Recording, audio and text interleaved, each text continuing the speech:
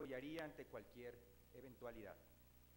A partir de este momento, también agradecemos a todos ustedes apagar sus celulares o ajustarlos a modo silencioso. Muchas gracias. Señoras y señores, amigos todos, muy buenos días. El Instituto Federal de Acceso a la Información y Protección de Datos, IFAI, les da la más cordial bienvenida al segundo seminario de transparencia proactiva. Este seminario tiene como propósito principal abordar las tendencias, las oportunidades y los retos que se abren en esta materia, considerando el intercambio creciente de información que permiten los avances tecnológicos y las posibilidades que tienen los particulares de reutilizar la información pública. Este seminario dedicará la primera parte a 2 conferencias magistrales y a la presentación de 3 ponencias de expertos en la materia. La segunda parte de este seminario constará de 2 paneles, en los cuales participan expertos convocados para la discusión de aspectos específicos con los cuales se pretende llegar a conclusiones que permitan determinar las mejores panoramas en esta temática. Asimismo, si el tiempo nos lo permite, tendremos sesiones de preguntas y respuestas después de las conferencias magistrales y las ponencias.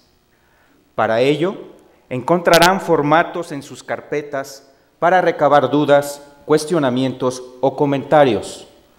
Por otra parte, agradeceremos su cooperación para el llenado de la evaluación de nuestro evento y contribuir a mejorar en un futuro. Sin otro anuncio que agregar, agradecemos la presencia de la comisionada del Instituto Federal de Acceso a la Información y Protección de Datos, la doctora Jacqueline Pechat Mariscal. Muy buenos días.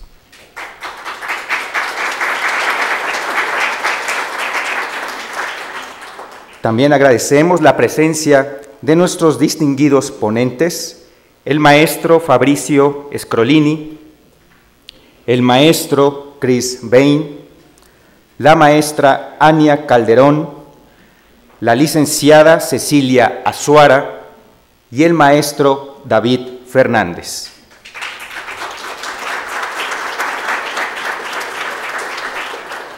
También agradecemos la presencia de nuestros panelistas, nuestros invitados especiales y a todos ustedes, muchas gracias por acompañarnos. En primer término, solicito a la comisionada del Instituto Federal de Acceso a la Información y Protección de Datos, la doctora Jacqueline Pechat Mariscal, dirija unas palabras y realice la declaratoria inaugural de este seminario.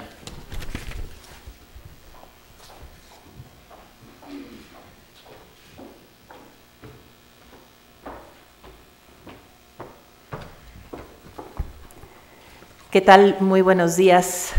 Quiero darles la bienvenida a nuestros ponentes, a Fabrizio Scrolini, de Datos Abiertos, Transparencia y Acceso a la Información del Uruguay, al maestro Chris Bain, director general de Innovación y Desarrollo de Tecnologías de la Comunicación del Banco Mundial, a la maestra Ania Calderón, directora general de Innovación Digital, Coordinación de Estrategia Digital de la Presidencia de la República, y al maestro David Fernández Mena, consultor de datos abiertos y Urismática. También quiero darles la bienvenida a los comisionados de El Salvador que han estado de visita en el instituto. Hoy estamos dando inicio a este segundo seminario de transparencia proactiva, y es segundo porque el año pasado tuvimos un primer seminario en este sentido, y estamos convencidos de que la transparencia proactiva es un elemento que nos permite a nosotros fortalecer no solamente el ejercicio de un derecho que es el acceso a la información, sino avanzar más allá, tener información gubernamental a la mano, sabiendo cuál es la información que es útil a la población a partir de la experiencia que tenemos en el Instituto de las solicitudes de información que nos permiten identificar los temas, los elementos de la información pública que son de interés para la población. Pero también sabemos que la transparencia proactiva, que implica tener información en los portales de las distintas dependencias y entidades gubernamentales, lo podemos hacer porque hay avances significativos en las tecnologías de información. Entonces hay que echar mano, aprovechar estas tecnologías de la información para que nosotros podamos poner a la disposición de las personas la información gubernamental que le es útil. En el seminario del año pasado nosotros pudimos identificar varios temas que les importa a las personas y que son necesarios para seguir la reflexión, porque esto es lo que nos va a permitir construir de manera estructural una transparencia proactiva en la gestión gubernamental. Es decir, tiene que incorporarse el tema de la transparencia como una parte cotidiana de la gestión gubernamental. Y para esto entendemos que debemos de tener dos puntos fundamentales, que son datos abiertos que nos permiten justamente acceder a información, pero no solo a cualquier información gubernamental, sino en un cierto formato que pueda ser contrastable, comparable, manipulable para tener un mejor análisis de la información de parte de todos los particulares que quieran no solamente conocer qué hace el gobierno, cómo usa sus recursos, sino también poder hacer análisis sobre esto, ver cómo ha avanzado la gestión gubernamental a lo largo de los años, si hay innovación o no la hay, en dónde habría que trabajar para poder fortalecer y lograr justamente una gestión gubernamental más eficaz, más eficiente. Entonces, lo que logramos hace un año fue entender que hay dos grandes orientaciones en la transparencia proactiva, y es, por un lado, tener efectivamente los datos abiertos y poder hacer que la información sea reutilizable por cualquier ciudadano. Nosotros sabemos, estamos conscientes que el acceso a la información, es decir, saber y conocer qué hacen los gobiernos, ha devenido un elemento sustancial a cualquier ejercicio democrático, a cualquier sistema democrático. Y eso lo identifica el número de países que en los últimos años han incorporado una ley de transparencia en sus esquemas normativos. Hoy, de acuerdo con los datos, con los índices que se tienen, tenemos cerca de 100 países con leyes de acceso a la información, y esto revela el nivel de exigencia, de demanda de la sociedad sobre el acceso a la información. Pero no es suficiente que esté el acceso a la información, sino que hay que utilizar las tecnologías para que la información sea reutilizable, comparable, pueda ser efectivamente analizada por cualquier ciudadano que esté interesado. Nosotros tenemos en el IFAI no solamente el compromiso de impulsar la transparencia proactiva, porque sabemos que esto va a hacer no solamente más fuerte, más robusto el ejercicio del derecho a la información, sino nos va a ayudar a tener un gobierno abierto, un gobierno en que la población pueda saber, conocer y darle un seguimiento a las gestiones gubernamentales, pero también sabemos nosotros que nuestro país tiene un compromiso ya internacional para robustecer, para ampliar el acceso a la información y la transparencia proactiva.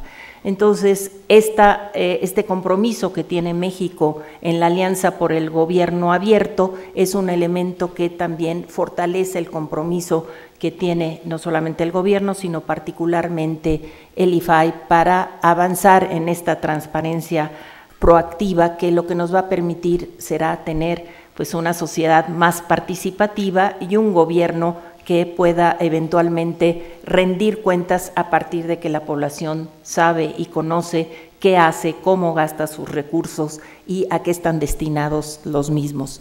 Entonces, solamente quiero darles la bienvenida a todos ustedes y desearles que tengamos pues un día muy fructífero, que podamos avanzar en este conocimiento de lo que es la transparencia proactiva y cómo podemos incorporarla de manera íntegra, sustantiva al quehacer gubernamental. Muchas gracias, y solo para dar inicio, diría que son las 9 de la mañana con 30 minutos y pues con esto daríamos por inaugurado este segundo seminario de transparencia proactiva. Muchas gracias por estar aquí. Estoy convencida de que tendremos un día realmente lleno de muchas reflexiones. Muchas gracias.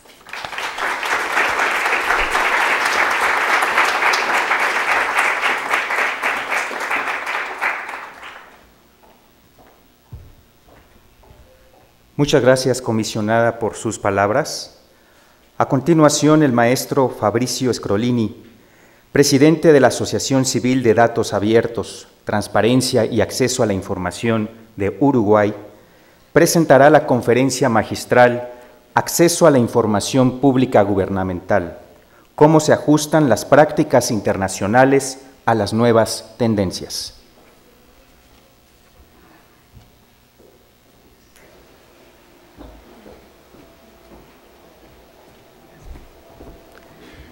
Buenos días para todos y para todas. Es un gran honor estar aquí en esta institución, en el IFAI, entre personas que realmente admiro mucho y personas que han dedicado mucho a México y al acceso a la información y a la transparencia.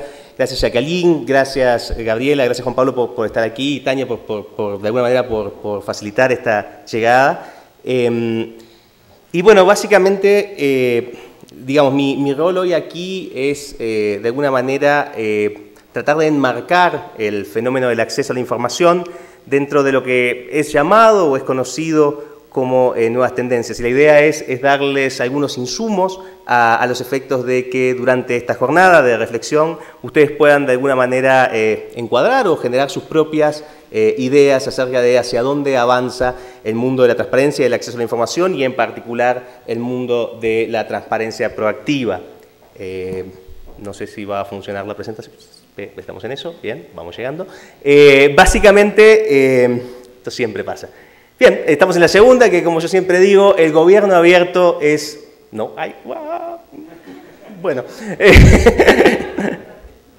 Sí, bien, está bien el pool. Bien, ahí va. Esto es básicamente lo que vamos a hablar hoy.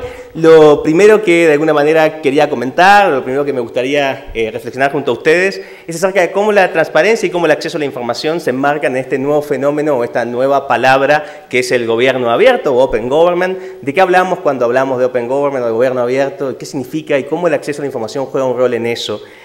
Posteriormente me gustaría vincular la idea de datos abiertos con el fenómeno de la transparencia y acceso a la información y me gustaría mostrarles algunos posibles usos de los datos abiertos y cómo eso se enmarca dentro de la estructura de este derecho. Y finalmente me gustaría, básicamente, porque uno finalmente es académico al fin del día, me gustaría dejar preguntas, no respuestas, acerca de cómo estas nuevas tendencias afectan nuestro campo de conocimiento, lo que hemos conocido. Así que sí, la próxima slide básicamente es lo que yo siempre digo, el gobierno abierto es adorable y ahí tienen una foto de mi perro que es hermoso. La verdad que es hermoso, mi perro es un cachorrito de 6 meses y es la cosa más linda que yo he visto. No se ve muy bien porque ahí está medio oscuro, pero de todas maneras él es precioso. Y siempre digo que el gobierno abierto es adorable porque estar en contra del gobierno abierto en México sería básicamente como estar en contra de los tacos al pastor, ¿verdad? O sea, nadie puede estar en contra de eso seriamente, ¿verdad? Pero por otro lado, como siempre yo hago una cita que me parece fantástica de un show británico que hace mucho tiempo dejaron de emitir, que se llamaba Sí Ministro, Yes Minister. Cuando llega el primer ministro emocionadísimo que ha ganado las elecciones, se encuentra con un servidor público muy tradicional y entonces el primer ministro le dice, vamos a tener un gobierno abierto. Y el servidor público lo mira, piensa, dice, mire, usted puede tener un gobierno o puede ser abierto. Las dos cosas no. Y de alguna manera, yo creo que esa tensión a lo largo de esta historia del gobierno abierto como algo adorable, como algo que todos queremos, versus la otra visión de, bueno, pero aquí lo que estamos manejando es política y poder, y esto es muy complicado. Entonces, de alguna manera, esa tensión se refleja un poco dentro de la idea de gobierno abierto. Hay quien piensa que el gobierno abierto, en el fondo, digamos, si uno tuviera que definir el gobierno abierto, uno diría que es un gobierno que escucha a su ciudadanía, que muestra sus procesos, que rinde cuentas por ellos y que consecuentemente colabora eventualmente con los ciudadanos y ciudadanas en la construcción de lo común, de la res pública de alguna manera. Esa sería una definición casi de manual de lo que uno de ustedes pueden encontrar en cualquier ponencia sobre gobierno abierto. Las 3 notas esenciales: transparencia, colaboración, participación. Es algo que se reitera bastante. Y en este contexto yo creo que lo esencial sobre eso es, por un lado, problematizar lo abierto. Es decir, ok, abierto. Seriamente, ¿qué decimos cuando decimos abierto? O sea, a mí, una de estas lecturas fantásticas que uno a veces tiene en la universidad es un filósofo austríaco llamado Wittgenstein que habla de las familias de palabras, ¿no? Esas palabras son todas lindas porque libertad son cosas fantásticas, abierto. Y en realidad es más complejo, porque cuando uno dice que va a abrir los servicios de algo, puede referirse a que va a dejar que otros provean servicios con uno. Entonces es una forma de ser abiertos. Va a dejar que tal vez los ciudadanos co-construyan con el Estado cosas nuevas desde abajo hacia arriba, y eso es una forma de ser abierto. O capaz que le va a transferir la responsabilidad a los ciudadanos de que hagan lo que tengan que hacer, porque en el fondo eso es ser abierto. Y en realidad, si ustedes ven detrás de estas ideas, hay como 3 formas, como 3, si uno quiere, ideas, fuerzas que son distintas en el fondo. Todas son abiertas y todas son muy legítimas desde una perspectiva pluralista. Es decir, todos valen. Lo que hay que ser claro, básicamente, es lo que a uno se refiere cuando dice abierto. Y eso es a veces difícil de englobar. Y por otro lado, lo abierto siempre se cubre con un manto de bondad y generalmente es bueno, pero también hay que saber que lo abierto trae riesgos y no todo lo abierto es necesariamente bueno. En líneas generales sí, digamos, pero si yo abro datos personales, ustedes aquí en México tienen bastante experiencia en el desarrollo de esto, si yo de alguna manera abro el software del Estado en determinadas condiciones que podría vulnerar su seguridad, bueno, ahí hay cuestiones donde lo abierto capaz que no esté tan bueno, digamos, que no sea algo positivo. En este contexto de lo abierto, del gobierno abierto, la comisionada mencionó la Alianza para el Gobierno Abierto, donde México ha tomado un papel preponderante y es el próximo chair, digamos, el próximo líder de esa alianza junto con Indonesia y miembros de la sociedad civil. Es una alianza, digamos, es una asociación bastante particular, es bastante sui generis, porque de alguna manera pone en pie de igualdad a la sociedad civil y al Estado. Eso, en líneas generales, no es muy común. Pero de alguna forma es lo que está pasando hoy por hoy, y ahí es donde está dando la discusión acerca de qué es lo abierto y qué no es lo abierto.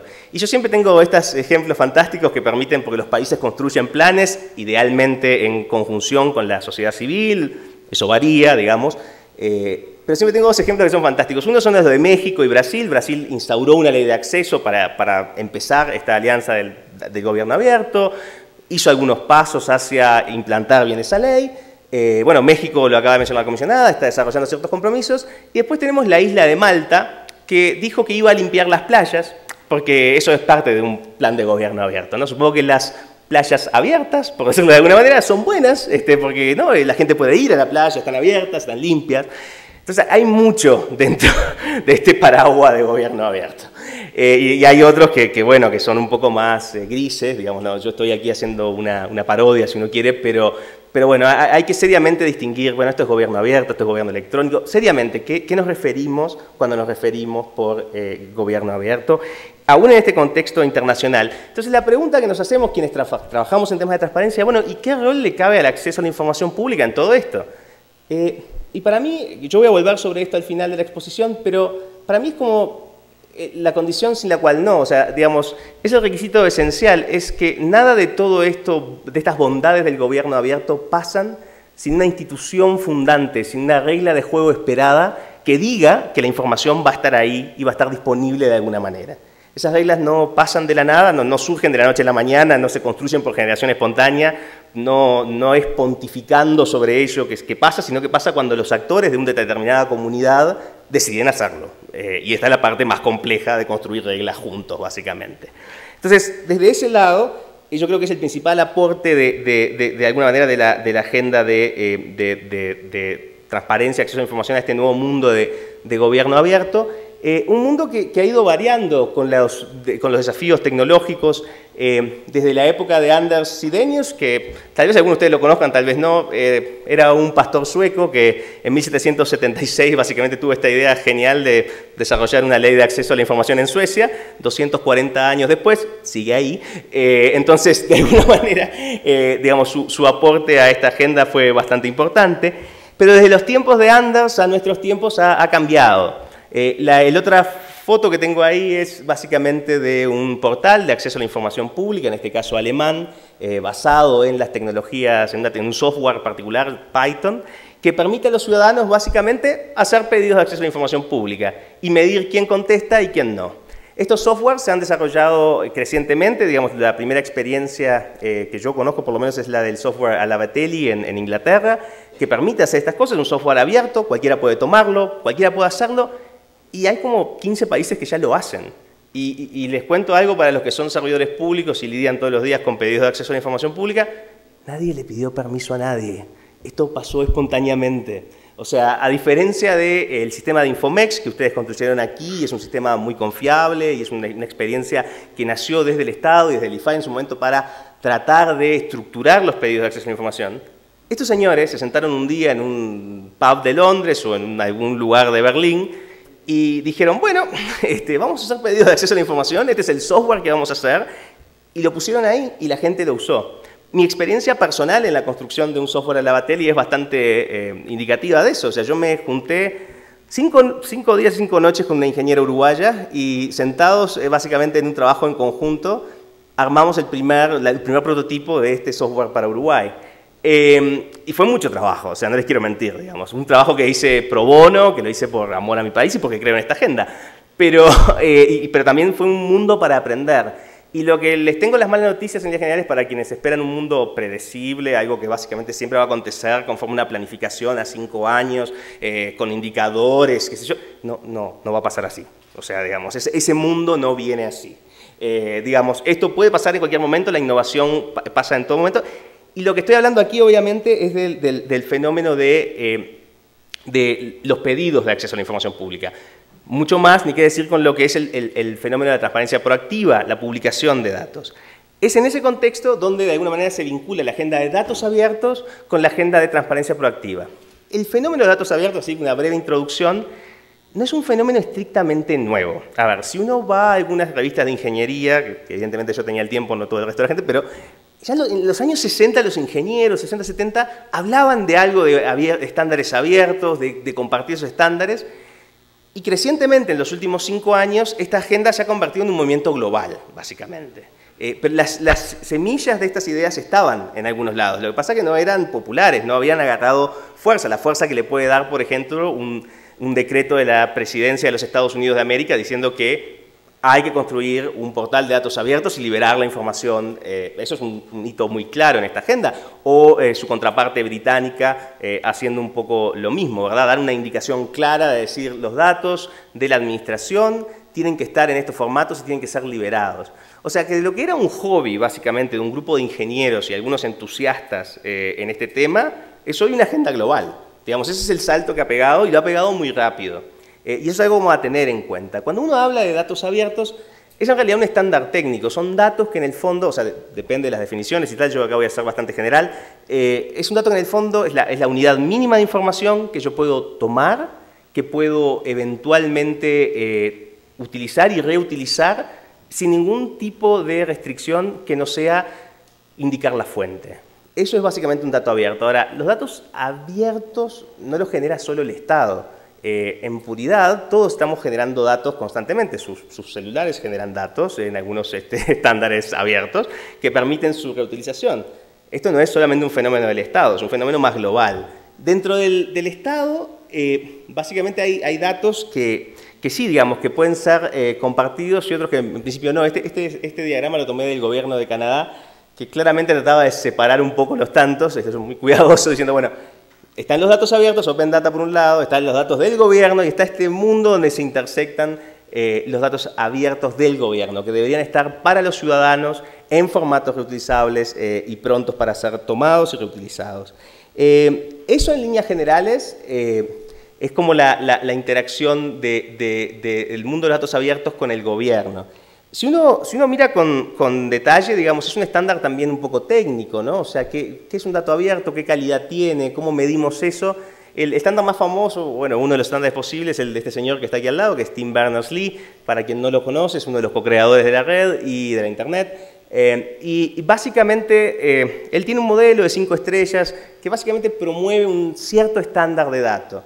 ¿Eso por qué? Bueno, porque ayuda a la gente que trabaja con los datos a hacerlo de forma más fácil, interoperable, permite de alguna manera que los datos cobren mayor sentido. Yo no voy a ingresar en el tema del estándar simplemente para que entiendan que hay una dimensión técnica de esto que se refleja después en reformas institucionales y legales. O sea, hoy por hoy en el Reino Unido, digamos, ese estándar o parte de ese estándar es lo que permite la publicación de ciertos datos en su plataforma .gov.uk, por ejemplo. Y también digamos, la idea de datos abiertos permea lo que es la transparencia reactiva, si uno quiere, los pedidos de acceso a la información. Las reformas del Reino Unido hoy permiten, por ejemplo, pedir las bases de datos. Son cosas que uno intuitivamente, si uno estaba trabajando en temas de acceso a la información, diría, bueno, pero a ver, se cae de maduro, o sea, transparencia activa, publicación de información, obviamente esto es una extensión de la transparencia activa. Entonces, sí, claro, tiene sentido, pero acá hay cosas nuevas. Una de las cosas nuevas que hay es que las categorías de datos abiertos que tenemos enfrente no son las tradicionales que ingresaban en nuestras leyes por transparencia activa. Hay algunas que sí y otras que son mucho más amplias. Eso como para empezar a ver el tema institucional. El otro problema es que publicar estos datos requiere de ciertas capacidades institucionales que los estados a veces tienen y a veces no. Y tiene un costo publicar datos, a veces poco, a veces mucho, dependiendo de, básicamente, si volvemos para atrás, dependiendo básicamente digamos, del estándar a adoptar. También, un poco, y sobre esto voy a empezar ahora, el público ha cambiado. Es decir, estos datos no son ya solamente utilizados por periodistas, por académicos, sí, es verdad, seguimos siendo parte de la gente que pide información, pero también ha empezado a aparecer otro tipo de público, algunas empresas, otros básicamente desarrolladores, gente curiosa que quiere jugar con datos para hacer cosas. Y esto es que los datos comienzan a ser accionables de alguna manera, es información en acción de alguna forma. Y otra de las cosas que empiezan a pasar es que yo quiero saber un poco más de los datos. ¿Cómo fue que usted construyó esos datos que tiene ahí? Porque para tomarlos por ciertos, yo necesito saber de alguna manera cómo usted construyó eso. Eso en el lenguaje técnico se conoce como metadata, pero es algo que de alguna manera, ¿qué permite darme a mí certeza de que este dato es válido? O por lo menos que este dato es confiable. Bueno, me tiene que contar cómo lo hizo. Esto no es muy distinto a lo que hacemos con cualquier clase de información en la vida. Los técnicos tienen una forma bastante particular de ponerlo, digo, la gente que publica los datos, pero en líneas generales es eso. Deme certeza sobre cómo lo construyó para yo cuando lo use tenga certeza de saber qué puedo hacer o no con él. Que no es menor, porque si no, básicamente después comienzan a pasar algunas cosas que puedo contar.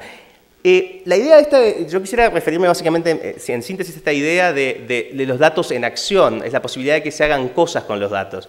El ejemplo más usado, una que a mí me gusta usar, es el de Open Corporates, que es un ejemplo muy famoso, capaz que ustedes los conocen, de Chris Taggart, un desarrollador británico que lo que comenzó a hacer básicamente es a tomar los registros públicos de información sobre empresas, básicamente, en distintos países.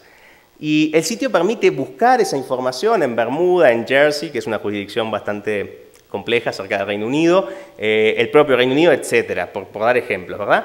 Si esa información está abierta, pasan cosas con esa información.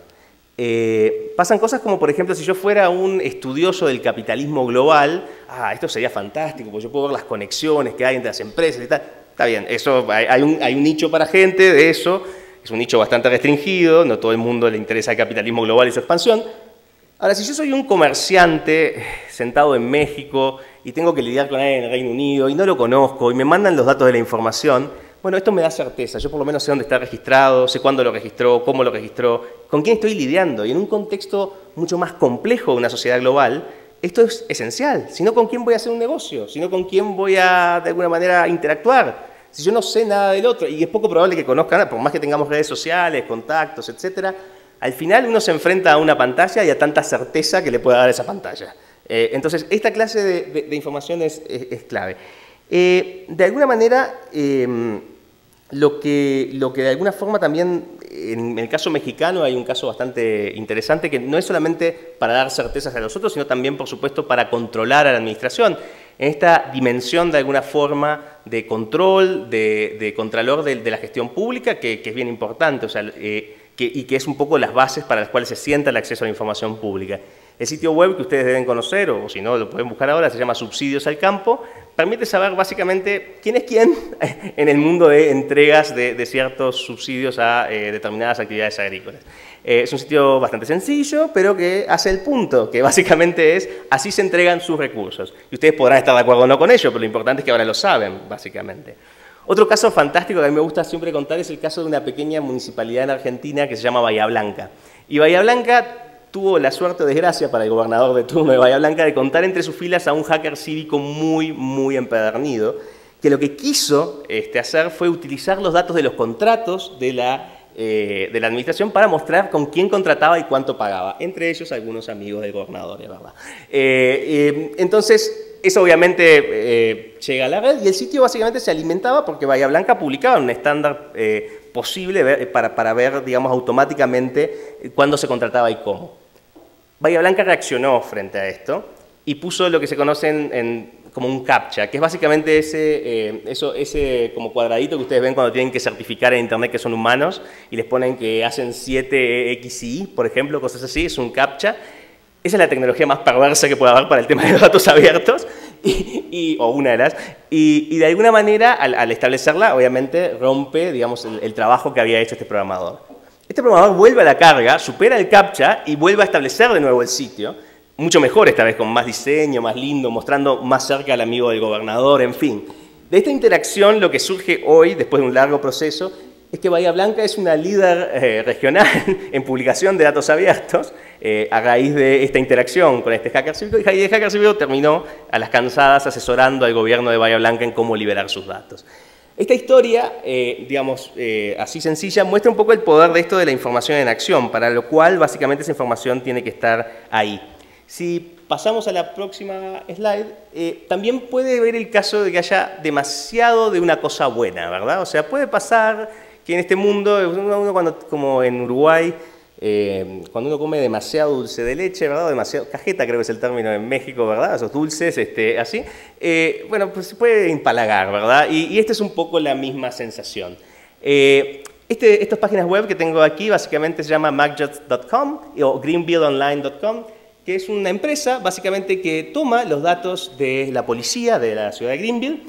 En este caso toma los datos de Bautista Martínez Alejandro, de quien sabemos su dirección, cuándo lo arrestaron, por qué, que está casado, en fin, y un montón de cosas más de su vida que yo no sé si deberíamos saber solamente porque el hombre tuvo un ticket de velocidad extra.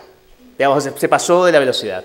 Yo no estoy muy convencido que tengamos que saber todo esto de Alejandro solamente porque el hombre pisó de más el acelerador. Tampoco estoy convencido que haya que aplaudir a Alejandro, vamos a entendernos, pero no estoy convencido que el escarnio público contribuya mucho a que Alejandro sea un buen conductor. Pero está ahí. Y de otro lado, ya más visible, más tangible, podemos ver la cara de las personas que nos permite entender quién es quién en esto. Ahora, tranquilos, porque este es uno de los pocos modelos relativamente sostenibles de negocios que yo he encontrado de datos abiertos. Es decir, ustedes no quieren estar ahí, $500. Y se acabó. Los bajamos de la página. En el de macjot.com, no en este de aquí. Porque podría haber una equivocación, porque podría haber... O sea, eso es básicamente la última información que aparece en el website. La mayoría de estas personas que aparecen en estas páginas no tienen... No sé si tendrán o no los $500. Probablemente no tengan ni idea de que están ahí. Entonces, de alguna forma...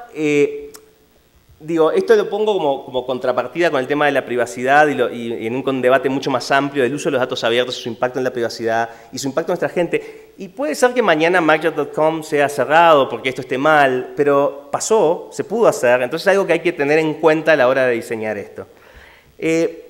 Justamente, o sea, y de aquí saltamos a la idea esta de si el gobierno debería ser abierto por diseño, de alguna manera. Y aquí hay una muy vieja... correlación basada en un poema de un británico llamado Eliot.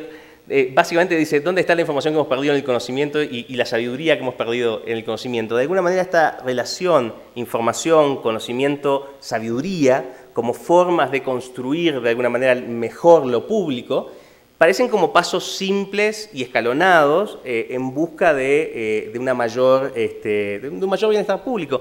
Y yo en líneas generales estoy de acuerdo. El problema es que si ustedes se fijan hacia abajo dice data, ¿no?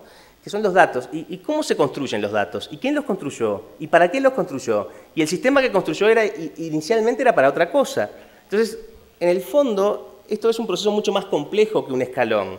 En el fondo hay muchos quién, para qué, dónde, cuándo, que sí, ojalá permita llegar a la sabiduría colectiva y lo demás, pero hay que también ser conscientes de hasta dónde y qué elementos de análisis tenemos sobre esta nueva agenda. Finalmente, o sea, lo que yo quiero reflexionar un poco con ustedes sobre el final es acerca de, bueno, esto es lo mismo pero diferente, como dicen por ahí, same but different, o sea, de alguna forma, ¿no? Teorías, ¿no? Que esa es una calle en Atenas. En general, sí, a ver, acá hay viejas cosas que se vuelven a repetir y otras que no. A lo empírico, digamos, las comunidades que trabajan en temas de datos abiertos y las comunidades que trabajan en temas de acceso a la información no son básicamente lo cercanas que uno pensaría que son. Es decir, como siempre, como una colega decía en un post recientemente, y yo lo bauticé como la gente de Open Data viene de Marte y la gente de acceso a la información viene de Venus, de alguna manera, como siguiendo esa cuestión, ¿no? De alguna forma, esa idea de que en el fondo la gente que viene de datos abiertos viene con un perfil más de construcción, un perfil más de tecnológico, si uno quiere, o de ideas para hacer cosas. La gente que trabaja en transparencia viene o viendo un mundo legalista, donde básicamente nos preocupamos por los derechos, nos preocupamos por las instituciones, nos preocupamos por el control de lo público, que todo es muy válido, digo, pero el asunto es que cuando estos dos mundos se cruzan, de alguna forma, es bueno tener en cuenta que no siempre es instantáneo el amor, de alguna manera, ¿no? O sea, es algo que hay que trabajar. Y hay experiencias muy buenas que demuestran que sí pasa, o sea, pero es algo como que empíricamente es contratado. Después está esta idea de que los datos abiertos deberían ser como el agua, como la electricidad.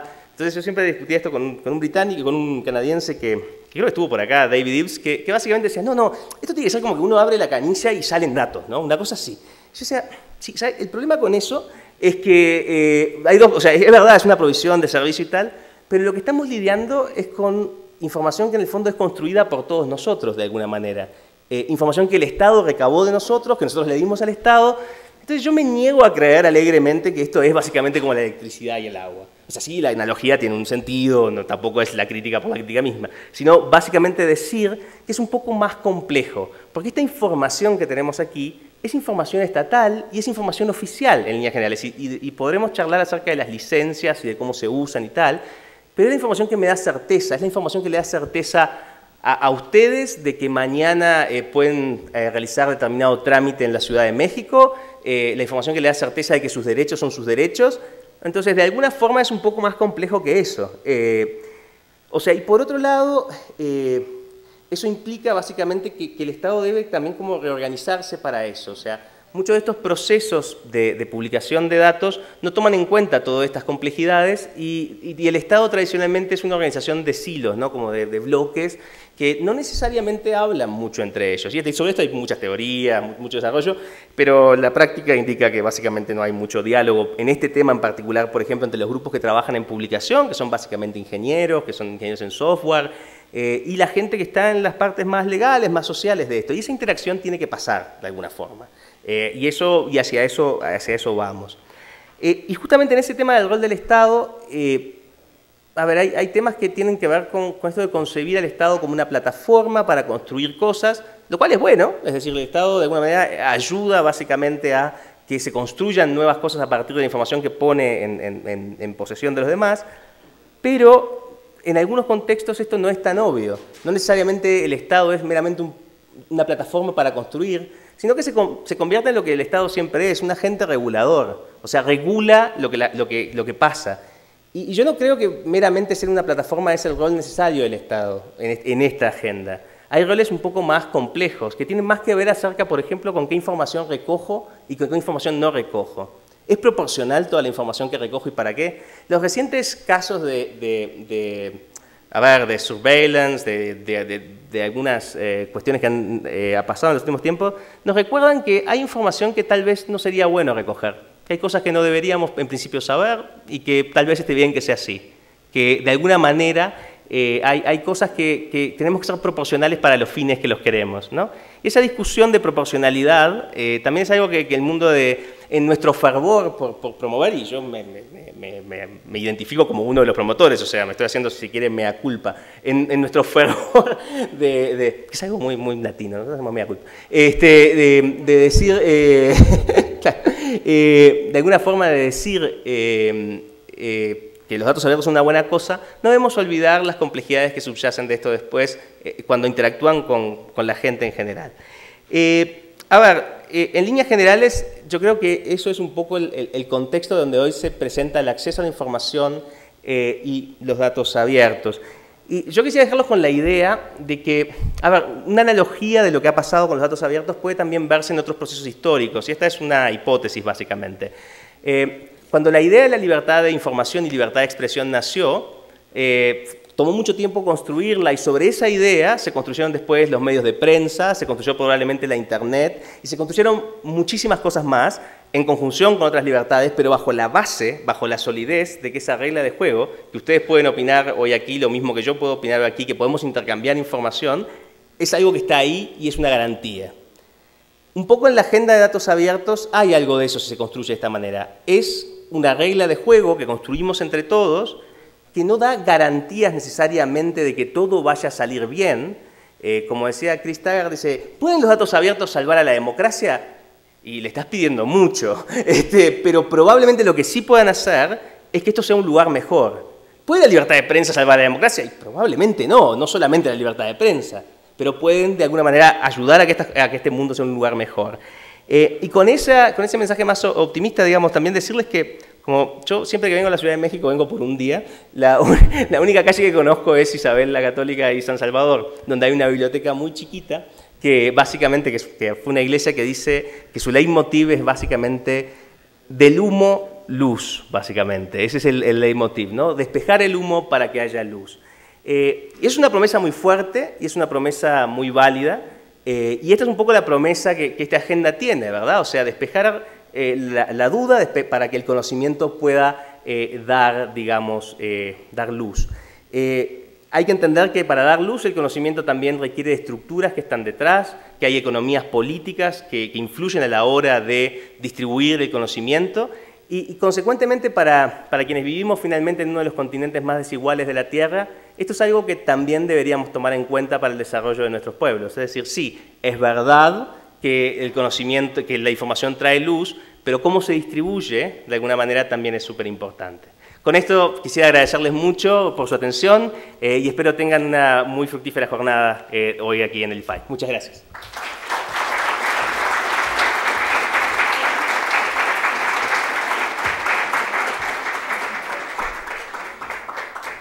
Muchas gracias al maestro Scrolini. Tenemos oportunidad de aceptar solo una pregunta para nuestro ponente. Por favor, la persona que desea realizarla, levante la mano para que se le acerque la microfonía. ¿Perdón? Y las preguntas que sean. Bueno, si no hay nadie que tenga una pregunta, por favor.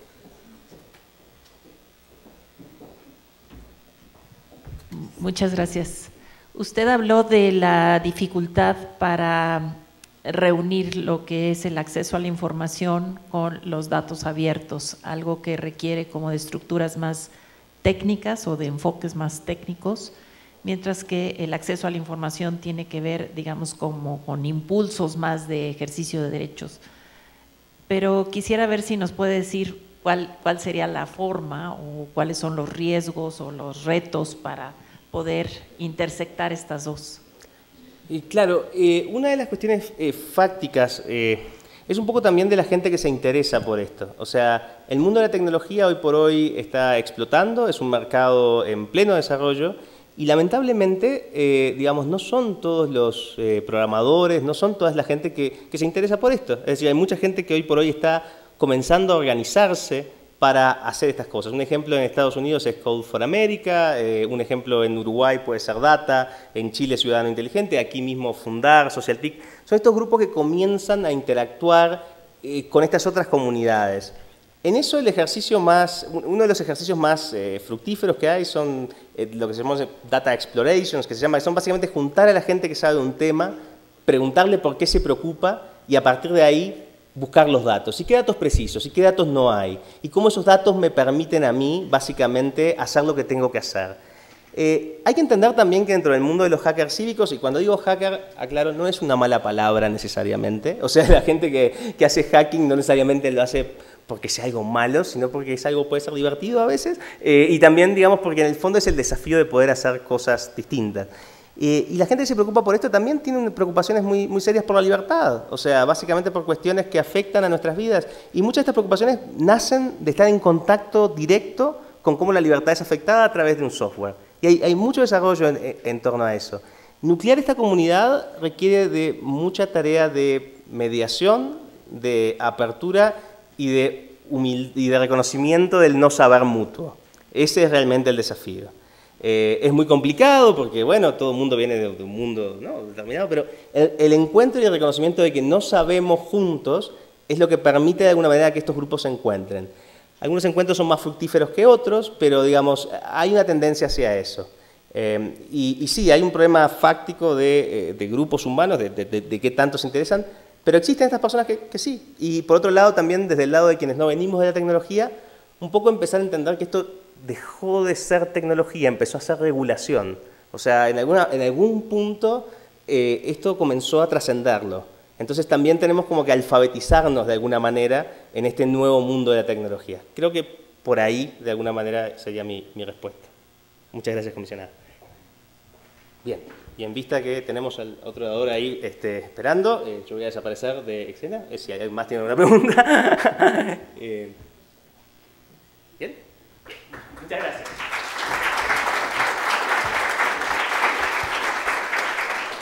Abusando del tiempo del maestro Scrolini, ¿parece que hay alguna otra pregunta por ahí? No. Muchas gracias, maestro, por su participación en este segundo seminario. Continuando con nuestro programa del día de hoy, a continuación, el maestro Chris Bain, director general de Innovación para el Desarrollo de Tecnologías de la Información y Comunicación del Banco Mundial, presentará la conferencia magistral Expectativas globales en materia de datos abiertos, retos y oportunidades.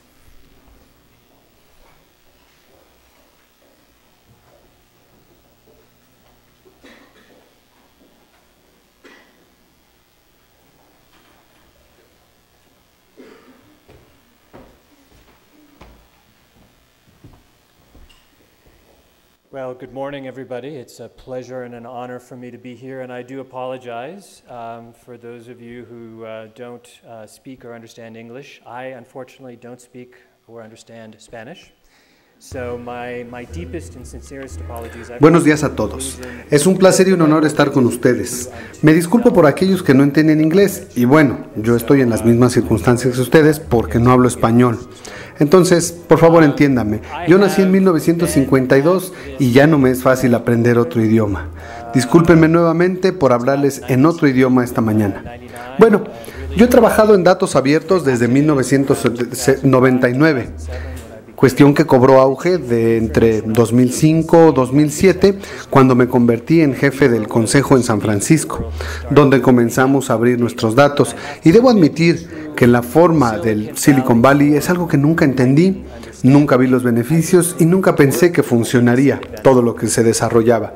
Entonces, empecé a trabajar con mi personal, considerando qué es lo que podría pasar en términos de desarrollo económico, las operaciones del gobierno y las políticas sociales que estaban cambiando, y comencé a ver la utilidad y verlo como una carrera. Entonces, para mí es un placer estar aquí con ustedes. He viajado por todo el mundo, empezando desde San Francisco, pasando por la Casa Blanca, como funcionario de tecnología y ahora en el Banco Mundial. Siempre que estoy presente en un seminario, en una reunión, tendemos a enfocarnos en esos 4 puntos.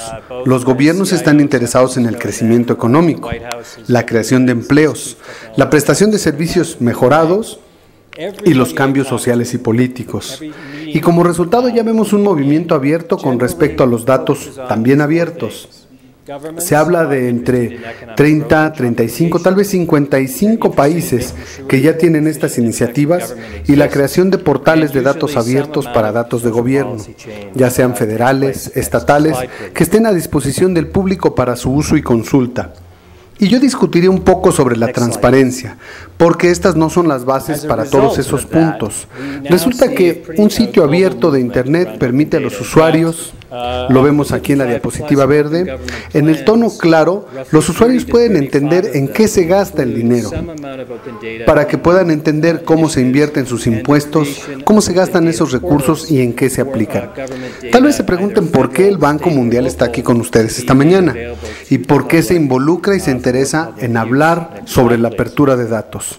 Cuando hablamos del Banco Mundial tenemos un nuevo presidente y ese presidente está enfocado en dos metas específicas: erradicar la pobreza extrema y elevar en un 40% el bienestar en todos los países del mundo. Es un gran reto que tal vez no se pudiera lograr si no tuviéramos esta apertura de datos y de transparencia sobre la información particularmente. Este es un ejemplo de nuestro sitio de Internet sobre datos abiertos. Tal vez seamos la única organización que tiene toda la información al alcance del público.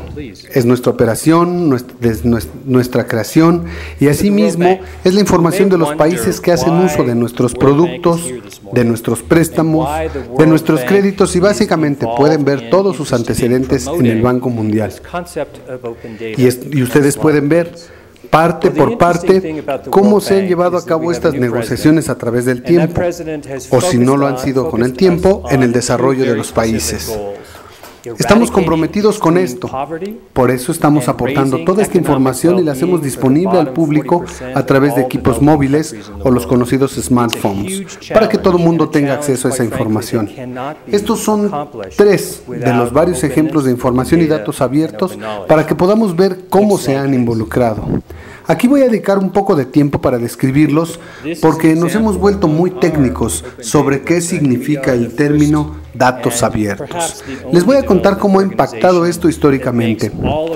En Uganda, el plátano es un producto muy importante, tan importante que es el segundo producto alimenticio que más se consume en el país y también el principal producto de exportación. Después de la caída del mercado de plátano debido a una plaga de roya, los trabajadores agrícolas en aquella nación dijeron a los productores que la única forma de detener esa plaga era cortando y enterrando todo el producto que hubiera, es decir, ocultarlo. Eso sería como hacerlo como un avestruz que entierra la cabeza en la arena. Ustedes saben que cuando se hace un trasplante se debe esterilizar el cuchillo con el que se corta una planta, pues lo mismo tenía que hacerse con todos los cultivos de plátano. Entonces nosotros teníamos que buscar los datos abiertos para poder cambiar todo y ver cómo podíamos cooperar con toda esta economía dentro del país. Así fue que enviamos un mensaje de texto a 200,000 personas que formaban parte de nuestro programa, a quienes les decíamos: ¿conocen a alguien que sufra por la plaga de los plátanos? ¿Sí o no? Y recibimos 45,000 respuestas a ese único mensaje de texto. Todas las respuestas, puesto que llegaron a través de teléfono celular, tenían datos adjuntos de geolocalización y eso nos dio como resultado que en 24 horas pudimos mostrarle a Uganda el alcance del problema.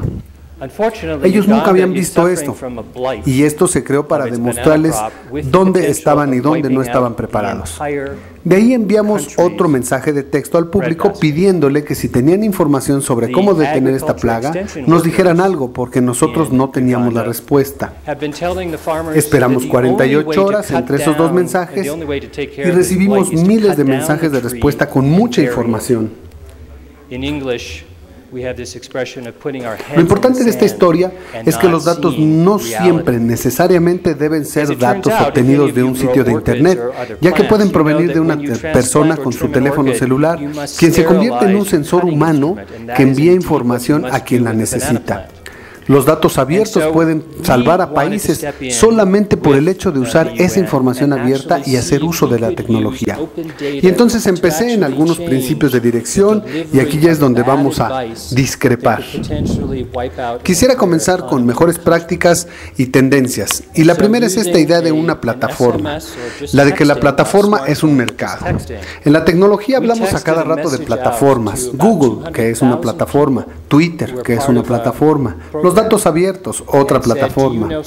Pero lo que yo quiero decirles esta mañana es que la idea de que el gobierno es una plataforma, y estoy completamente de acuerdo en que a lo largo de esta conversación hay temas y en cada momento tenemos que estar conscientes de cuestiones como privacidad y seguridad. Eso no tiene vuelta de hoja. Lo importante aquí es que los gobiernos enfrentan retos tan grandes que no hay suficiente dinero, que no hay suficiente personal, que no hay suficiente tiempo para que los gobiernos puedan resolver todos los problemas con los que se enfrentan. El tema aquí es que los gobiernos se están abriendo por diferentes razones. Una de ellas es que necesitamos ayuda. Necesitamos personas como ustedes, necesitamos a personas en todos los aspectos de la vida de un país que trabajen individualmente para resolver problemas, también de manera colectiva en los problemas que atañen a todo el mundo. Es la idea de que el gobierno sea la plataforma. De hecho, nosotros permitimos a otros que nos ayuden a resolver los problemas, a crear soluciones, y ahí es donde comienza la primera tendencia de qué es la base para los datos abiertos. La segunda es que la comunidad desarrolle su capacidad para que todo esto suceda. Nuevamente, con la experiencia de Uganda, no era personal del Banco Mundial vestida de traje que estuviera haciendo que las cosas funcionaran bien en Uganda. No, eran personas de la comunidad de Uganda quienes lograron que todo marchara bien y que dieron más y más soluciones con el aprovechamiento de la tecnología, porque la tecnología ayuda mucho, pero por sí sola no hace nada. Pero lo que sí hace es permitir que la comunidad se acerque, se comunique y cree las soluciones para los problemas. El enfoque del cliente. Y admito que en organizaciones como el Banco Mundial llevamos diversos años y hemos sido un tanto paternalistas en cuanto a tratar de decirles a los países qué hacer.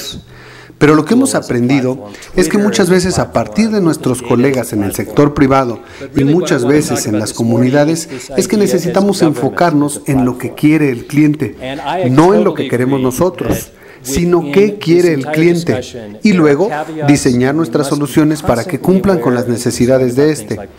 Porque seamos francos, ese individuo es el que va a tener más poder en el futuro.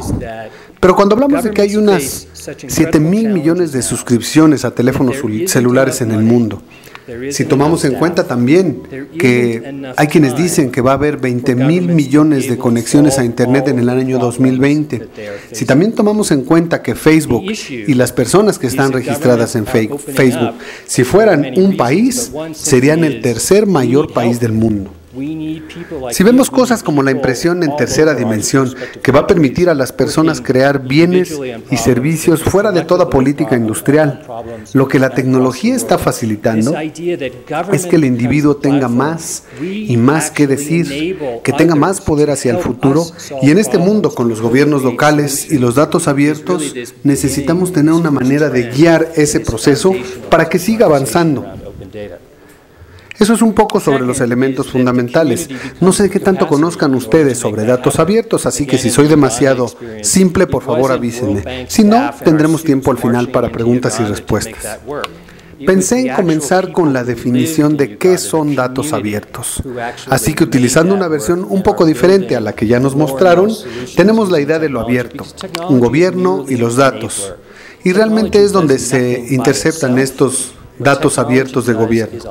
Yo creo que en los Estados Unidos, y por cierto, gracias por mostrar el trabajo corporativo, hemos trabajado mucho en los Estados Unidos en cuanto a la idea de que el sector privado también abra y que contribuya con sus datos, tanto como el sector público. Pero bueno, eso no va a ser el tema aquí. Pero está ahí en el centro cuando hablamos de los datos abiertos del gobierno. Los datos abiertos son datos que puede una persona utilizar libremente, también se pueden reutilizar y redistribuir por cualquier persona y para cualquier objetivo. Esa es una definición muy básica y la base de qué son los datos abiertos. Es la introducción, ya oímos hace rato en la presentación, qué son los datos abiertos con el primer orador, pero aquí hablamos de su uso y reutilización.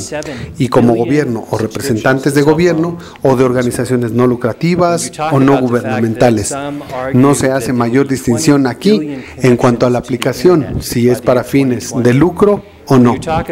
Ahora, empezamos a entrar en cuestiones técnicas aquí, porque esta información abierta, estos datos abiertos, realmente tienen que estar en un formato que se pueda buscar y consultar fácilmente en línea. Hay información en sitios de Internet.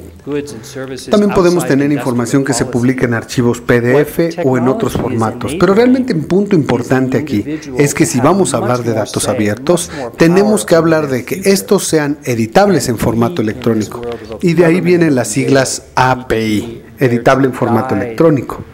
Estas siglas son muy técnicas, pero no significan más que otra cosa que una máquina que habla con otra máquina y que pueda procesar todos esos datos de manera eficiente. Los puristas que están en este salón, los técnicos de los datos, dirán que los datos abiertos son datos que puede leer una máquina, es decir, que estén en un formato que consulte de máquina a máquina. También deben tener una licencia. Aquí tenemos un ejemplo natural de la licencia para los datos abiertos. Antes de 2010, el Banco Mundial indica esto en el desarrollo internacional. En 2010, tenemos una terrible definición general para crear esta atribución que asegura, regresando al punto que mencionaba, que todos los datos aquí se garantiza que son precisos. Y también tenemos la atribución por los usos que se les da, que si alguien utiliza los datos más adelante puede saber que provienen de una fuente confiable y que por lo tanto también son confiables. Aquí tenemos un ejemplo de un portal, este es de Kenia, donde se muestra cómo se ven estos conjuntos de datos cuando se hacen públicos. Muchos países tienen esto, simplemente elegí Kenia al azar, pero aquí vemos índices de pobreza por distrito, localización, gasto de la autoridad local por año, entre otros. Aquí tenemos simplemente algunos encabezados de los conjuntos de datos que puede leer una computadora y que pueden permitir a las personas, como les dije, desglosarlos y utilizarlos en diferentes maneras. Pero quería decirles que se habla mucho de datos que son propiedad del gobierno. Hace un par de días asistí a una reunión con personas precisamente de la Ciudad de México que están trabajando con datos abiertos. Y hablaban de que el gobierno de la Ciudad de México no siempre tiene los datos. Y de hecho, hay personas que pueden recolectar los datos para el gobierno y generarles valor. Y aquí tenemos un ejemplo de África también. Es un mapa de barrios marginados que el gobierno nunca llegó a comprender, nunca supo cómo hacer el mapa, y aunque tenía los recursos para crearlo, tenía que hacerlo porque necesitaban darle mejor servicio a los ciudadanos ahí. Entonces, pidieron a sus ciudadanos que vivían en esos barrios marginados que con sus teléfonos celulares ayudaran a recolectar la información, dársela al gobierno, y por primera vez el gobierno pudo apreciar esta área de barrios marginados y qué se puede hacer para darles los servicios. Nuevamente, lo que quiero ilustrar aquí es que el gobierno no siempre tiene que poseer los datos. Puede colaborar con los ciudadanos para crear los datos y una vez que se compartan y se puedan crear servicios valiosos a partir de ellos y después darle todo el valor que se pueda a los ciudadanos. Las oportunidades. Hay oportunidades y ya se están creando más. Y aquí quisiera mostrarles algunas posibilidades, porque lo fabuloso de los datos abiertos y de las personas que trabajan con ellos, ya sean hackers, funcionarios de gobierno, agencias de desarrollo o simplemente ciudadanos en cualquier parte del mundo, hay posibilidades infinitas de crear valor con los datos abiertos. Este es un ejemplo de Gran Bretaña. Nuevamente, arranca desde la transparencia. Aquí tenemos un sitio de Internet que analiza todos los datos fiscales y la información del gasto oficial, donde podemos encontrar información identificando según el área donde vive la persona que lo consulta en el Reino Unido y puede ver a dónde va cada dólar que paga de impuestos, dependiendo del área donde vive. Esta lámina nos muestra que no es necesario que sea a nivel federal, porque muchas veces en el nivel estatal, local o municipal se da lo anterior. Los gobiernos utilizan esto para compartir, para publicar información y los datos que son de utilidad al ciudadano. Este es un caso interesante, nuevamente en el Reino Unido, donde se tomaron los datos de medicamentos recetados, vieron que se recetaban más de lo que tenía que recetarse y encontraron en la parte las medicinas que se habían recetado más en cada una de las zonas. Analizaron los números y el gobierno británico pudo identificar entre 2 y 3 mil millones de libras cada año que pudieron aprovecharse gracias a la nueva reglamentación para recetar medicamentos. Y todo esto fue gracias a la transparencia y a los datos abiertos. Otra, también del Servicio Nacional de Salud del Reino Unido, donde se mostraron diferentes hospitales para ver qué datos tenían, cuáles eran los conjuntos de datos, qué utilizaban para evaluar los servicios de salud. Por ejemplo, aparecía la calificación que daban los pacientes, los índices de mortalidad, etc. Gracias a toda esta transparencia, ahora los consumidores en el Reino Unido pueden tomar la decisión en torno a qué hospital prefieren ir cuando lo necesitan. Les comentaba que yo vengo de California, en los Estados Unidos, y hace un momento estaba analizando los hospitales en el área donde vivo, que es el norte de San Francisco. Aquí, por ejemplo, podemos ver este dato: qué hospitales, en qué ciudades, dónde cuestan más unos que otros. También podemos consultar por qué, y si le doy clic en cada una de las pestañas y los diferentes rubros. Esta gráfica es de San Francisco, mi ciudad. Es una versión un tanto diferente. Aquí tenemos las inspecciones en todos los restaurantes de esta área y son datos de inspección que mantenía antes el Departamento de Salud del Condado de San Francisco, que no podía consultarse a menos que cerrara un restaurante y se le diera una calificación negativa. Como saben ustedes, la higiene y la seguridad en los restaurantes son algo pero muy importante. Así que lo que hicimos fue trabajar con la oficina de salud, se presentaron las calificaciones, se colocaron en un sitio de internet para que aparecieran en los motores de búsqueda a fin de que alguien pudiera identificar los restaurantes, los horarios y de ese modo poder saber a través de la calificación desde el área de salud qué tan seguros eran los alimentos en esos restaurantes. Eso permite a la gente elegir el restaurante al cual prefiere ir a comer. Hay muchas organizaciones en todo el mundo. Esta, por ejemplo, de Filipinas. Miren ustedes. Check My School, verifica mi escuela, donde de manera proactiva utilizan los datos abiertos para evaluar la calidad y la atención que reciben los alumnos. De este modo, los distritos escolares saben si se apegan a los estándares con conversaciones abiertas con los padres de familia, para poder así asegurarse de que la calidad de atención educativa sea la mejor que puedan dar a los alumnos. Como ya les he comentado, el público es uno de los que más utiliza las aplicaciones dentro de los datos abiertos y para calcular cuál debería ser la tarifa exacta. Creo que esta que vemos aquí viene de Colombia, también tenemos del Reino Unido y de mi ciudad, San Francisco. Esta tiene que ver con el transporte. Lo que encuentro en lo que les he platicado y trabajado con estos países y funcionarios de gobierno es que la seguridad pública y el transporte son los datos abiertos que más se utilizan y los que más interesan a los funcionarios. Tristemente, en los Estados Unidos, por ejemplo, hubo un huracán terrible, el cual diezmó buena parte del noreste de la Unión Americana. Sin embargo, lo interesante ante todo lo que sucedió aquí, regresando al punto de los datos abiertos y al ciudadano, es que la tragedia trastocó la capacidad del gobierno. Pero más allá de eso, lo que pasó es que muchos de los gobiernos locales, incluyendo el de Nueva York, abrieron sus fuentes de datos a los ciudadanos para que estos pudieran reportar directamente a la ciudad dónde estaban los problemas, dónde había problemas con fugas de gas, dónde estaban abiertas las gasolinerías, para que la gente pudiera tener conexión directa, por ejemplo, con la Cruz Roja.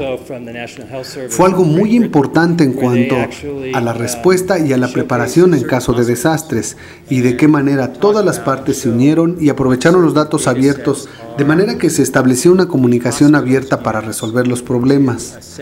Y de hecho, el ejemplo que más se utiliza es el de un grupo de chicos usuarios de Twitter, todos ellos de preparatoria, que avisaban dónde estaban abiertas las gasolineras y cómo podía llegarse toda la información, de modo que la gente que vivía en la ciudad de Nueva York pudiera saber dónde iba a trasladarse y dónde iba a poder encontrar combustible. El valor económico es el último punto. Aquí tenemos unos ejemplos de lo que ha sucedido tanto con GPS como con el clima. Los Estados Unidos han presentado los datos del clima desde hace años y también los datos de GPS desde los satélites. Y como resultado de todo esto, es lo que hace posible que tu celular permita saber dónde estamos por la geolocalización. Y Estados Unidos ha gastado unos $100,000 millones para agregarle valor económico y generar empleos con todo esto. El último punto que quiero mencionarles es que con las bases de transparencia se ha generado todo esto, que estamos trabajando más eficientemente con el gobierno, pero al final de cuentas el valor económico es lo que sostiene el movimiento de los datos abiertos. Algunos retos: no hay consenso, los datos no siempre son confiables, privacidad, seguridad, pérdida de ingresos. Y podemos ver algunas de las soluciones, pero yo creo que he escuchado y también he hablado con diferentes personas sobre diferentes razones por las que no debería haber datos abiertos. No voy a entrar en cuestiones específicas, pero lo que sí les puedo decir, y nuevamente gracias por los comentarios, lo que decimos es lo siguiente: no estamos haciendo otra cosa que empezar desde lo pequeño y de manera intuitiva ir creciendo. Una vez que entendemos lo que quiere la gente, qué datos tenemos y la mejor manera de satisfacer sus necesidades, así es que se puede avanzar. Y también cuando digo que se pierden ingresos, porque antes se cobraba por el acceso a esos datos. En el gobierno de San Francisco también era así, igual en el Banco Mundial, pero hemos visto que hay un valor económico más grande en el largo plazo. Así que no es necesario renunciar a esas pequeñas cuotas en el corto plazo por el uso de los datos, porque más adelante se generará mucho más valor. El Departamento de Salud y Servicios Humanos en los Estados Unidos ha abierto sus datos. ¿Y qué ha hecho? Ha dado pasos enormes en hacer que los datos sean anónimos, de modo que no se pueda identificar los datos individuales sobre una persona, pero sí sea posible utilizar los grandes paquetes de datos para identificar diferentes tendencias. Hemos logrado ver algunos algoritmos increíbles que han desarrollado nuestros técnicos con otros países para poder hacer todos estos datos lo más anónimo posible. Algunos pasos sencillos para comenzar son pasos de verdad simples. Yo diría que es posible trabajar con organización. ¿Hay riesgos? Sí, podemos empezar con todo esto, pero tal pareciera que, como dice la marca deportiva Nike, just do it. Simplemente hay que hacerlo. En el departamento en San Francisco empezamos a liberar 3 paquetes de datos para que la gente se fuera acostumbrando a ellas, los utilizara en general, etc. Luego, de manera un poco más organizada, también lo hicimos en el Banco Mundial. Pero como les digo, otra vez, hay que comenzar, verificar la calidad, otorgar licencias de alguna plataforma. Hay muchas cosas y, como les decía, comenzar a trabajar con los ciudadanos, con grupos de transparencia que querían utilizar y aprovechar esos datos. Es realmente el ecosistema lo más importante en todo esto, porque simplemente publicar datos y hacerlos abiertos y que se puedan reutilizar no quiere decir que alguien los vaya a utilizar. Lo que tenemos que hacer es trabajar con la comunidad, con los ciudadanos interesados, con políticos, compañías, con hackers, con todas las personas que estén por ahí que quieran trabajar con los gobiernos para ayudarnos a crear todas estas soluciones que hemos mencionado, porque la mayoría de ellas fueron creadas de manera intuitiva y con la ayuda del gobierno y las preocupaciones de la comunidad y a veces la intervención de hackers o de funcionarios de gobierno. Tenemos un par de herramientas que utiliza el Banco Mundial. Una de ellas es la caja de herramientas del gobierno abierto, donde conjunta las mejores prácticas de diferentes partes del mundo en un sitio de internet para compartir qué funciona, qué no funciona, y se ofrece como una fuente de datos de información con todas las herramientas posibles. Así que de verdad los invito a que vayan a Google y escriban Open Government World Bank y véanlo una vez que lo encuentren. Y la última es una herramienta de evaluación, los datos abiertos que podemos aplicar a diferentes países o ciudades para evaluar qué tanto esa organización está o no lista para abrir datos y utilizarlos. Este es un ejemplo de Perú. donde se muestra del lado derecho las áreas en que son fuertes y del lado izquierdo otras en las que no son tan fuertes. Estamos trabajando con el gobierno peruano para fortalecer el lado izquierdo y asegurarnos de que se convierta en una solución holística. Los voy a dejar con esta cita de Mike Brocken, que es el jefe de la estrategia digital para el gobierno del Reino Unido. Y aquí creo que captura el cambio en el que nos encontramos. En un mundo análogo, la política dicta lo que entregamos. Pero eso ya no sucede, porque en el mundo digital, la forma en que entregamos las cosas es lo que informará a las políticas, porque lo que está sucediendo actualmente es que comenzamos con las soluciones con base en lo que nos dicen los clientes, para así desarrollar la plataforma y luego eso se integra para generar las políticas. Es decir, el proceso está volteándose de cabeza, pero no es porque así lo querramos, sino porque la tecnología lo está facilitando. Ese poder que le da al individuo se está empezando a ver y el individuo ahora puede darle la vuelta a la situación. En lugar de ir de arriba hacia abajo, ahora vamos de abajo hacia arriba, o por lo menos de lado a lado. Es un momento de verdad fabuloso. Y yo diría que en los próximos 5 o 10 años va a hacer que lo que vemos ahora parezca como de hace 200 años. Pero como ya les decía en otra lámina, realmente de lo que hablamos con los datos es darle poder al ciudadano a una escala que el mundo hasta ahora nunca antes había visto. Muchas gracias.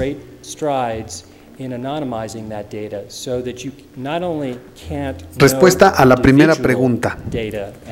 Muchas gracias. Es una excelente pregunta y es algo con lo que nosotros lidiamos muchísimo. Y eso tiene que ver con la generación. La diapositiva que decía ecosistema, bueno, es una palabra muy fácil, pero indica los datos particulares y la consistencia en personas.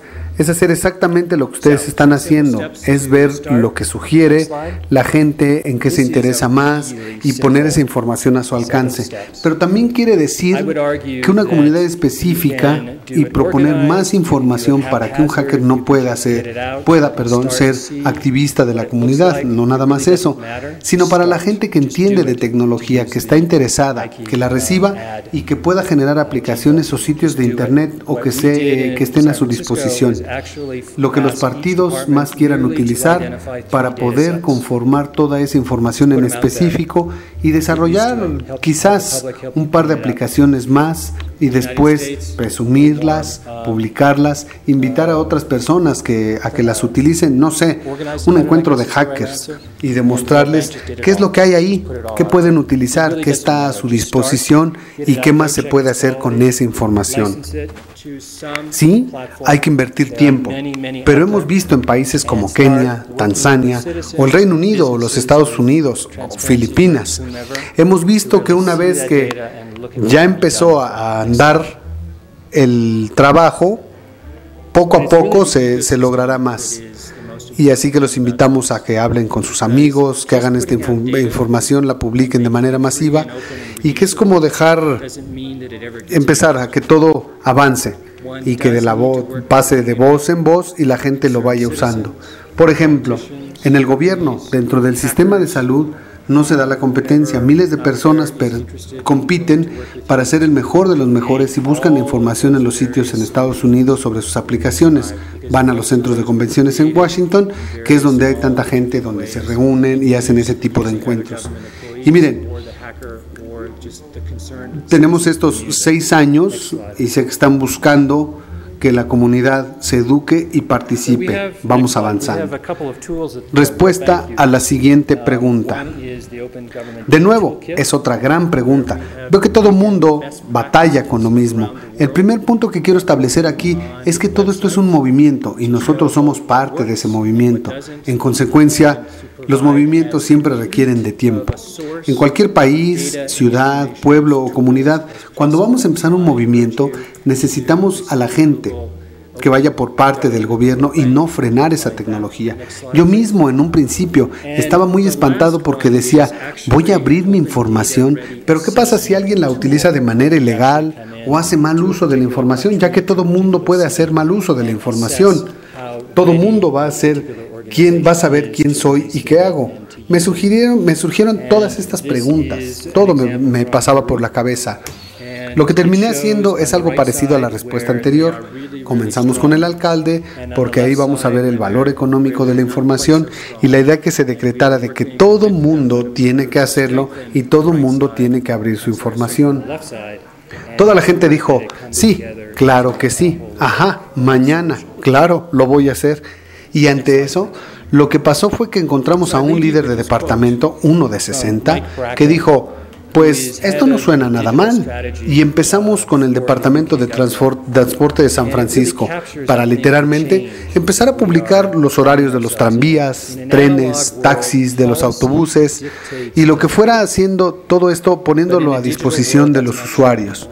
No sabíamos si a la gente le iba a gustar o si iban a confiar más en el sistema, pero lo subimos a internet y después vimos que la información la habían vendido a una compañía privada. Esta información no les pertenecía, pero bueno, comenzamos por cancelar el contrato para que estuviera disponible a todo mundo y después contratamos a 2 desarrolladores y dijimos, ¿qué tan complicado sería construir toda esta información, desarrollar una aplicación para que la gente desde su celular pueda saber cuándo llega el próximo autobús? Y no era tan complicado. Conjuntamos toda la información, la gente empezó a jugar con la aplicación, les dijimos que no funcionaba muy bien, que no era buena, pero ¿cómo se podía conformar de la mejor manera?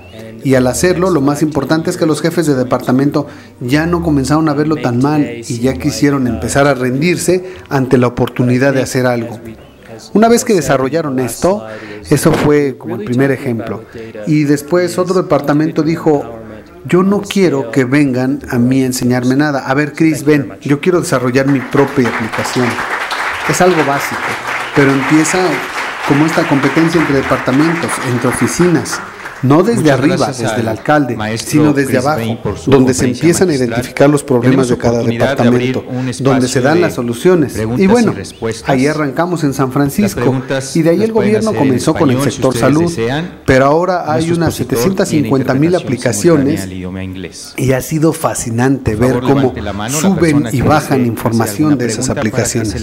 Es algo muy sencillo, es como mercadeo. Es desarrollar algo, probarlo, ver cómo funciona, colocarlo, mostrárselo a la gente y que ellos mismos se conviertan en voceros de sus aplicaciones y de sus recursos. Respuesta a la tercera pregunta. Tal parece, no quiero parecer que vine aquí a promover o a vender al Banco Mundial, pero bueno, la respuesta corta para su pregunta es sí. El Banco Mundial tiene una cartera muy activa alrededor del mundo con otros países, ayudándoles a construir la infraestructura tecnológica básica y algunos países literalmente ayudarlos a conectarse a Internet y presentarles qué es el Internet.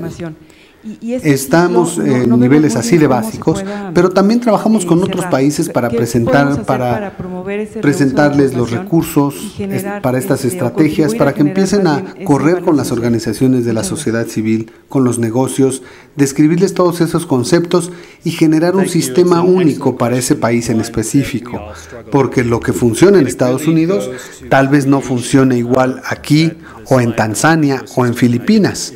Entonces, si lo anterior es cierto, y una de las diapositivas que no presenté esta mañana establece la descripción de dónde va nuestro dinero dentro del gobierno de México. El principal rubro es la salud. La gran parte del dinero que prestamos a México es para el sector salud. Y muchas veces, muchos países, desde ahí es de donde parten, porque esa es una preocupación, un aspecto muy importante para sus ciudadanos. Y sí, hemos estado platicando sobre cómo ayudar al gobierno de México. Ya tenemos una evaluación de datos abiertos, ya está lista, todavía no hemos terminado de desarrollarla. No traje aquí la tabla, pero sí definitivamente estamos comprometidos para apoyar al gobierno de México y ayudarle a lograr los objetivos que ellos deseen alcanzar.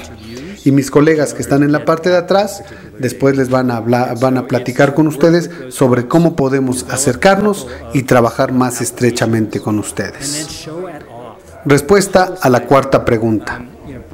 Por supuesto, yo hablo de la neutralidad de la red.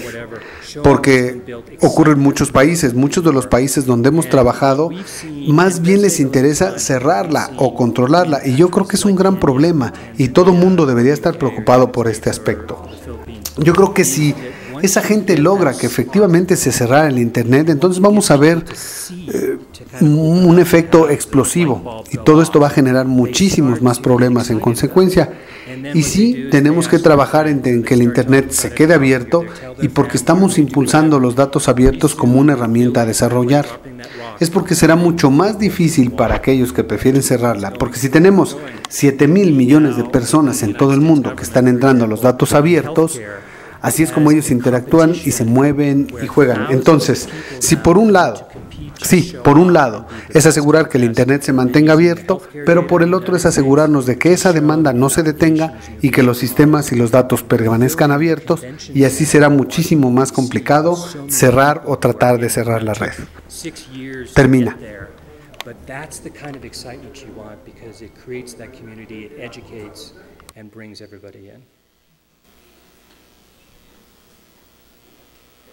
Pregunta más, por favor.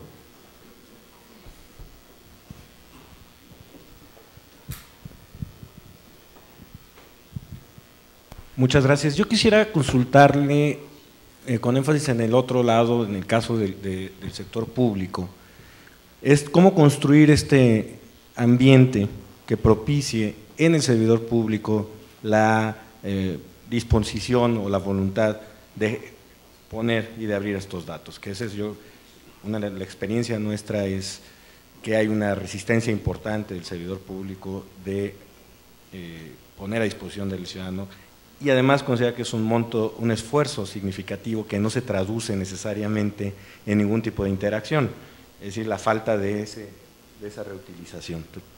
Hacer una base de datos puede ser algo muy complicado, tener una plataforma requiere recursos y no necesariamente va a ser utilizado.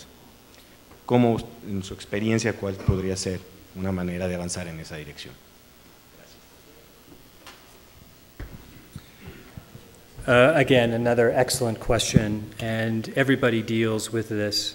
I think the first point that I'd like to make is that this is a movement. We're part of a movement, and movements just simply take time. And so in any country or city or village, when you're starting out at the beginning, you're always going to have those people that are going to push back. And as a recovering government official myself, who ran the technology for the city, that's why I was scared of open data in the first place. Oh my God, I'm opening up my data, what if they find something wrong?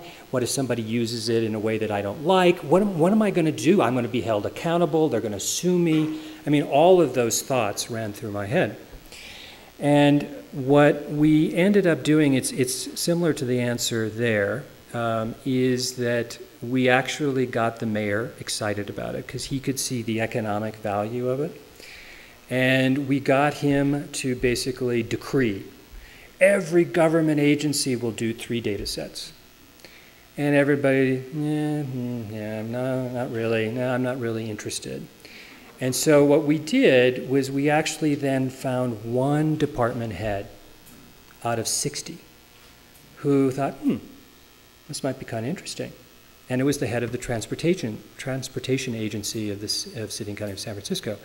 And we said, imagine if you could actually publish the schedules of the trams, the buses, the taxi cabs, whatever, and actually make it available to the citizens. Wouldn't that make them feel happier and more trusting of your service? Oh my God, if you could do that?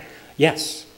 So we brought somebody in, and lo and behold found that that particular agency had sold their data to some private sector organization. So it didn't even belong to them. So the first step was canceling out that contract so that then could be made available. And then we brought in a couple developers and said, how difficult would it be to actually take this data and build an app so no matter where you are in the city, you would know when the next bus was coming? Not difficult at all. So we built a prototype, we put it out, let the citizens of San Francisco play with it. tell us it sucked. I'm sorry, that's a technical term. Tell us that it didn't work very well, and actually work with us. No, you need to be doing this better. And when we did that, what's interesting about department heads is that they never want to look bad in front of their mayor, and they never want to give up an opportunity to show off something that they do.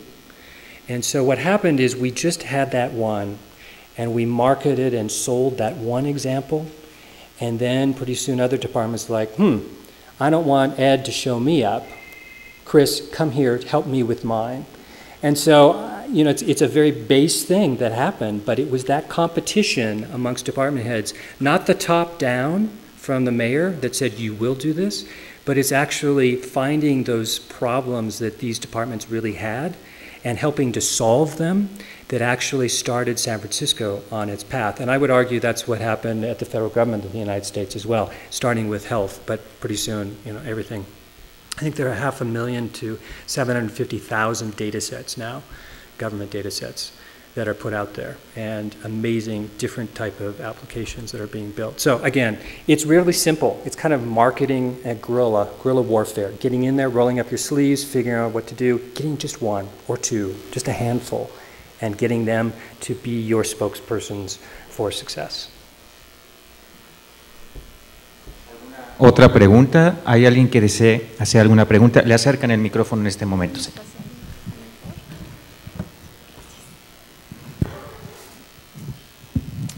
Muchas gracias.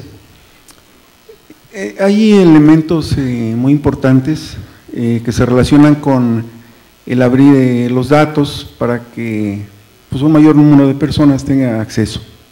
Me queda claro que la sociedad en general es un elemento muy trascendente, porque gracias a su interés y a su participación es que pueden tener un conocimiento más profundo, mejor, actualizado sobre cuestiones de salud, de trabajo, etc.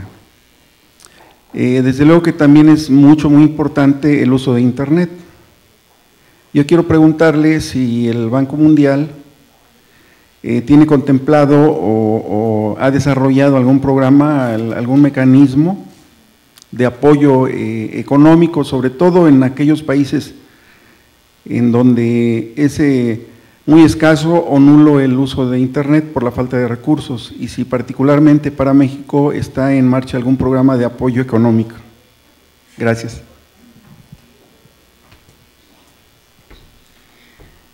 Again, thank you for that question. And I don't want to appear like I'm marketing and selling the World Bank here, but I will answer your question by saying the short answer is yes. The World Bank has quite an active portfolio around the world with countries, helping to build the fundamental technology infrastructure that supports this. And in some countries, such as Myanmar, we're actually laying the cable that actually connects them to the international internet system, if you will. And so, at a very basic level, it's that. But we're also involved in many countries and loaning them money to develop the strategies, to work with their citizens, to work with their businesses, to work with civil society organizations, to actually take these concepts and create a unique system for that particular country, because what works in the United States doesn't work here, what doesn't work in Philippines doesn't work in Tanzania. So there's absolutely true. And one of the slides I did not put in my particular presentation was a grading from high to low of where our money goes to the government of Mexico. And first and foremost, it's health. Most of the World Bank money that is loaned to Mexico is in the space of health. And given that health is oftentimes where many countries start, because it's such an important issue for their citizens, we are in discussions with possibly helping the country of Mexico with that. We are doing an open data ready assessment with the government of Mexico. We are not done with it yet, so we don't have a pie chart to show you. But we are definitely committed to this, to the government of Mexico, and helping it achieve what it wants to achieve, not what we're telling them, but what they want to achieve around open data. Absolutely. And my colleagues in back would love to talk to you about ways that we could work more closely with you. ¿Alguien más desea hacer alguna pregunta? Ahí atrás, por favor. There's one way in the back.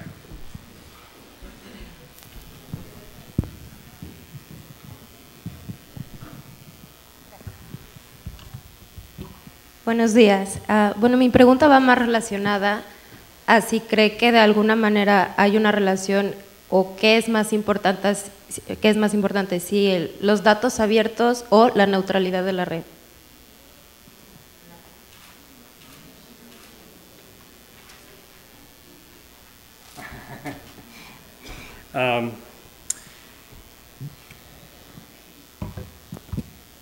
Obviously, I favor neutrality of the network and of the web. Very, very concerned about forces at play in many of the countries that we work with that are interested in closing the net or the web. And I think it is a huge issue and one that we all must be very concerned about. I think that if those people are successful in closing the internet, then I think we will see a dampening in the use of open data and its creative problem solving.